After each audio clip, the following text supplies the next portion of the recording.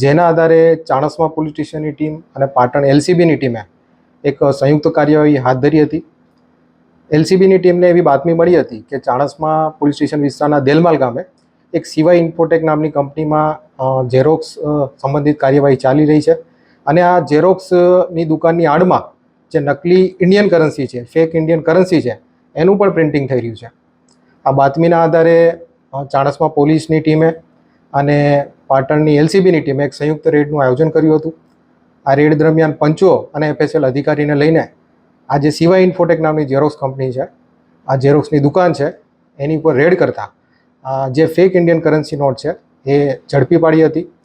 આ fake Indian currency નોટની વાત કરીએ તો 500ના દરની ભારતીય ચલણની ટોટલ 492 નોટો એલસીબીની ટીમે ત્યાં સ્થળ ઉપર જ સીઝ કરી હતી અને જે આ પ્રિન્ટિંગનું કામ કરતા હતા એવા 2 આરોપીને પણ ઝડપવામાં એલસીબીની ટીમને સફળતા મળી છે. આરોપીની વાત કરીએ તો જે આરોપી નંબર 1 છે નિકુલજી હમીરજી ઠાકોર, રહેવાસી દેલમાલ, ચાણસ્મા પાટણ, એને પોલીસે પકડેલો છે અને એક કાયદાના સંઘર્ષમાં આવેલો કિશોર છે એને પણ પકડવામાં આવેલો છે. આ જે બંને આરોપીઓ છે એના પ્રાથમિક ઇન્ટ્રોગેશન દરમિયાન જાણવા મળેલું હતું કે આમાંથી જે એક આરોપી છે એ જે તે સમયે દિલ્હીમાં એક આંગડિયા પેઢીમાં કામ કરતો હતો અને ત્યાં એમને અમુક ઇસમો સાથે ઓળખાણ થતાં એમણે ડિમાન્ડ કરેલ કે ભાઈ અમારે ફેક ઇન્ડિયન કરન્સીની જરૂર છે, તો એના આધારે આ આખું પ્રિન્ટિંગનું કામ ચાલુ કરવામાં આવેલું હતું. પ્રાથમિક ઇન્ટ્રોગેશન દરમિયાન બીજા 3 આરોપીના નામ પણ ખુલવા પામેલ છે.